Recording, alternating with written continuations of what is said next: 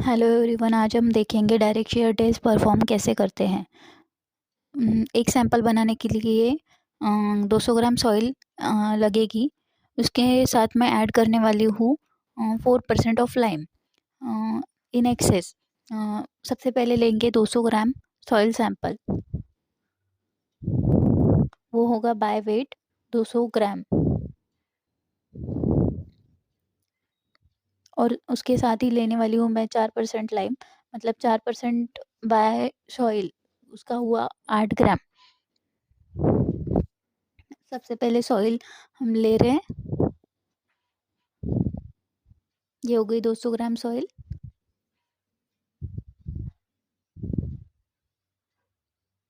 उसी के साथ अब हम लाइम भी वेट कर लेंगे। वो लगेगा 8 ग्राम।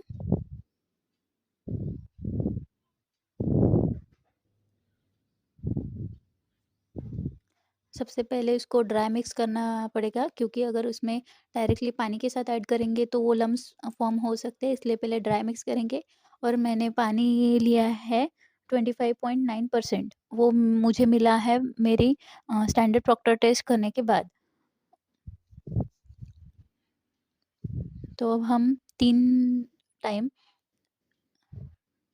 धीरे धीरे पानी ऐड करेंगे और मिक्स करते जाएंगे, क्योंकि उसमें लम्स फॉर्म होने नहीं चाहिए, इसलिए। और प्रॉपरली मिक्स करना है।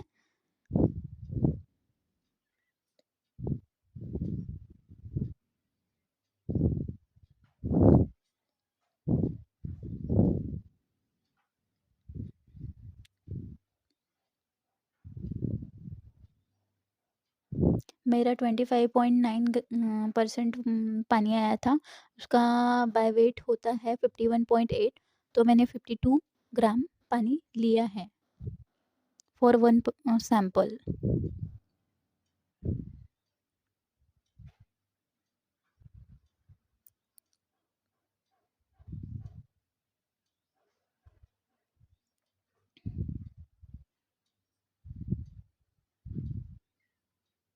और प्रॉपरली मिक्स करने के बाद इसको हाफ एन आवर के लिए रख देना ज़्यादा बेहतर रहता है, क्योंकि कहीं कहीं लम्स फॉर्म हो ही जाते हैं कितना भी प्रॉपरली मिक्स करें तो। उसके लिए वो पानी पूरे सॉइल में मिक्स होने के लिए हम हाफ एन आवर को उसको वैसे ही छोड़ देंगे मिक्स करने के बाद।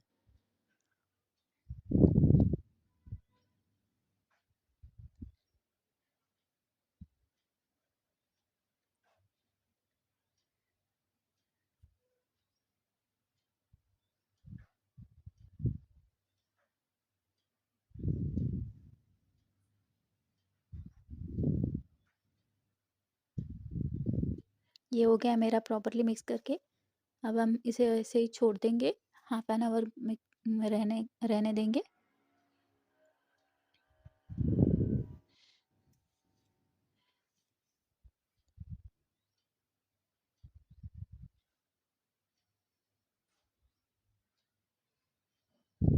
अब मैं डायरेक्ट शेयर का जो भी सेटअप है वो रेडी करने वाली हूँ। सबसे पहले उसके मोल्ड को ऑयलिंग कर लेंगे। अभी मेरा मोल्ड रेडी कर लेंगे। और सॉइल को हाफ एन आवर हो गया है, तो अपन सैंपल बना लेते हैं। सबसे पहले सैंपल को 3 लेयर में फिल करना है और 3 लेयर में कॉम्पैक्शन करना है। 25 नंबर ऑफ ब्लोज से कॉम्पैक्ट करेंगे और प्रॉपरली इवनली कॉम्पैक्ट होना चाहिए।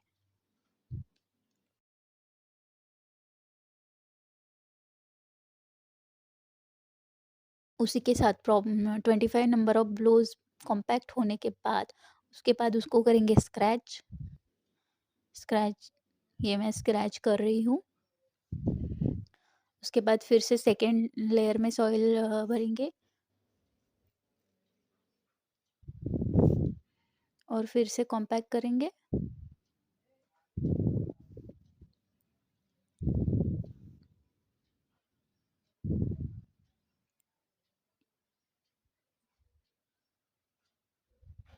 और फिर से स्क्रैच करेंगे कॉम्पैक्शन हो जाने के बाद। और फिर से third layer of soil add करेंगे। ऐड करने के बाद फिर से कॉम्पैक्ट करेंगे प्रॉपरली। एवरी लेयर को 25 नंबर ऑफ ब्लोज से कॉम्पैक्ट करना है।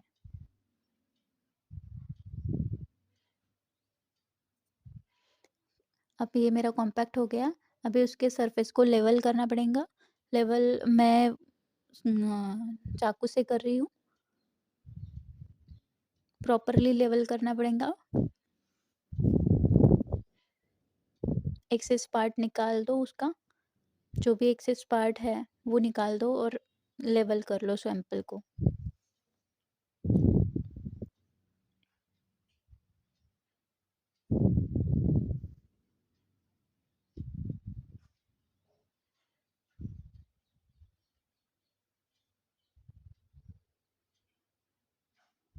ये मेरा प्रॉपरली लेवल हो गया है सैंपल, आप देख सकते हो।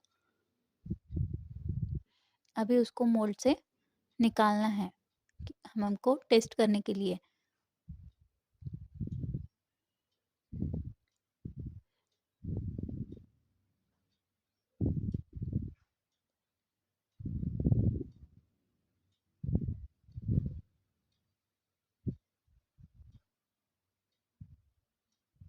ये प्लेट है, उसको वो इवनली प्रेस करने से, उसके ऊपर लोड देने से वो सैंपल ऑटोमेटिकली मोल्ड के अंदर चला जाएगा। लेकिन उसको इवनली प्रेस करना है क्योंकि सैंपल कहीं से भी टूटना नहीं चाहिए।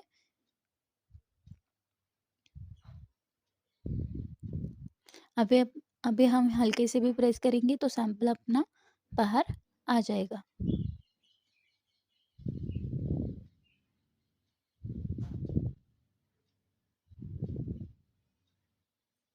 ये आ गया हमारा सैंपल बाहर।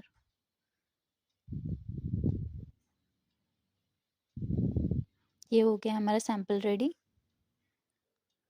डायरेक्ट शेयर टेस्ट करने के लिए। इसको हम क्योर भी कर सकते हैं अगर हमको क्योर करना होगा तो, या फिर मुझे तो डायरेक्टली टेस्ट करना है तो अभी मैं टेस्ट करूँगी। उसके लिए सबसे पहले मैं सेटअप रेडी करूँगी। सबसे नीचे रहती है एक प्लेट,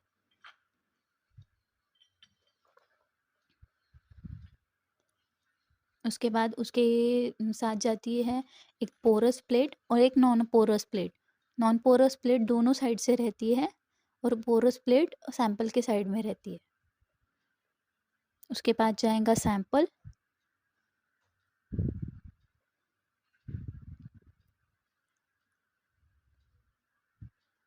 अगर आपको लगता है कि सैंपल को डालने में कुछ प्रॉब्लम होती है तो आप उसे ऑयलिंग भी कर सकते हैं, बट बहुत कम ऑयलिंग करना होगा। उसके बाद फिर से जाएगी पोरस प्लेट और नॉन पोरस प्लेट।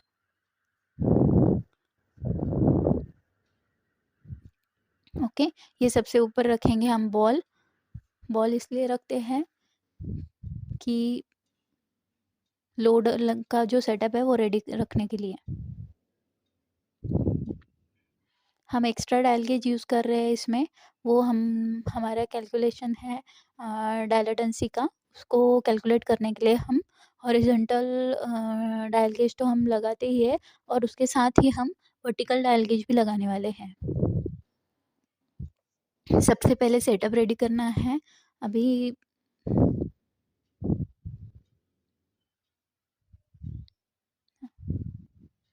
ओके, उसको संभाल, जो भी इंस्ट्रूमेंट को है पूरा केयरफुली हैंडल करना है क्योंकि थोड़ा सा भी इधर हो गया है तो वो स्लिप हो जाता है, इसलिए प्रॉपरली उसको सेटअप में रखना है। वो भी दोनों एक गैप है उसके बीच में, दोनों के बीच में वो फिक्स होना चाहिए जो भी हमारा सेटअप है। ये मेरा प्रॉपरली फिक्स हो गया है।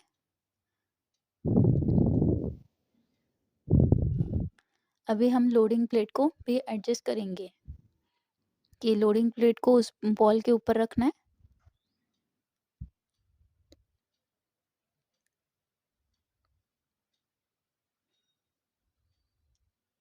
ओके, अगर आपको किसी की मदद लगती होगी तो आप साथ में एक जन को रख सकते हो उसको पकड़ने के लिए। अब धीरे से नीचे लोडिंग प्लेट को उस प्रॉपरली लेवल बॉक्स में प्रॉपरली एडजस्ट करना है। उसके बाद हम लगाएंगे ये 0.5 वाला लोड। एक लोड मतलब एक लोडिंग प्लेट लगा रहे हैं, इसलिए वो हो गया 0.5 किलो न्यूटन का लोड। ओके, अभी मैं प्रूविंग रिंग एडजस्ट करूँगी, उसको ज़ीरो करना है हमको और प्रॉपरली उसकी रीडिंग आनी चाहिए उसके लिए।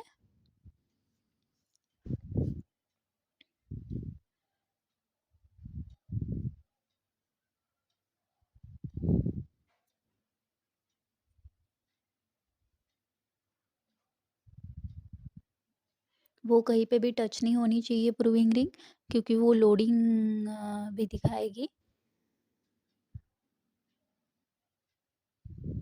अब ये मैं सेट कर रही हूँ वर्टिकल डायल गेज।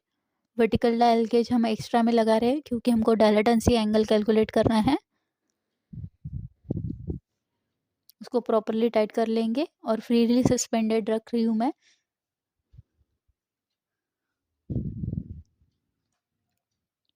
उसके साथ ही अभी तीनों जो डायल गेज है वो हम दोनों डायल गेज और एक प्रूविंग रिंग दोनों तीनों हम ज़ीरो सेट कर देंगे। ज़ीरो सेट करने के बाद हम रीडिंग स्टार्ट करेंगे।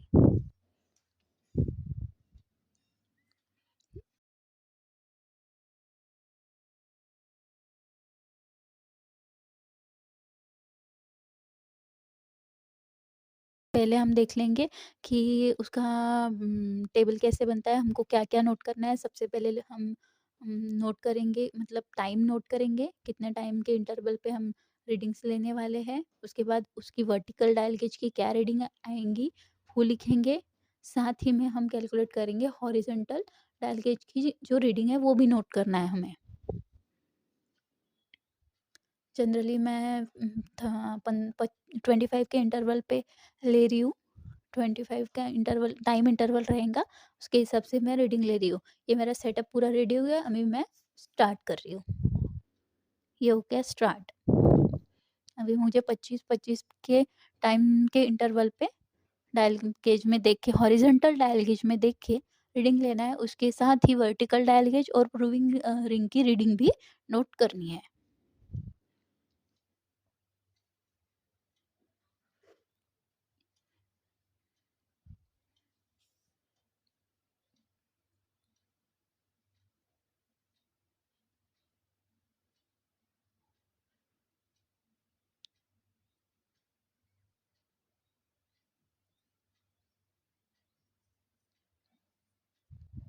पूरी रीडिंग्स प्रॉपरली नोट करना है।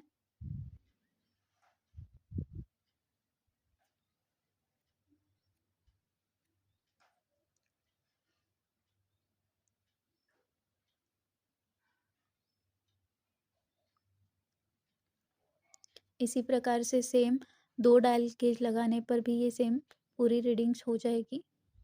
ये अब मेरा पूरा टेस्ट हो गया है। मैंने सबसे पहले लोड रिमूव किया है, उसके बाद अभी मैं प्रूविंग रिंग को थोड़ा-सा पीछे कर लूँगी ताकि मुझे सैंपल को निकालने में आसानी हो जाए।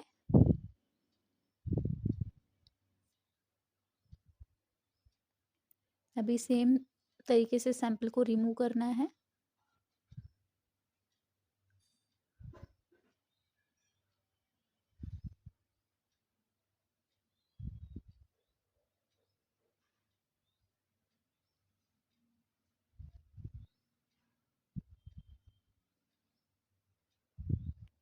ये मेरा सैंपल है, उसमें प्रॉपर शियर दिख रहा है। शियर कितना फेल हुआ है। Thank you so much for watching. For more information, contact me on my Gmail.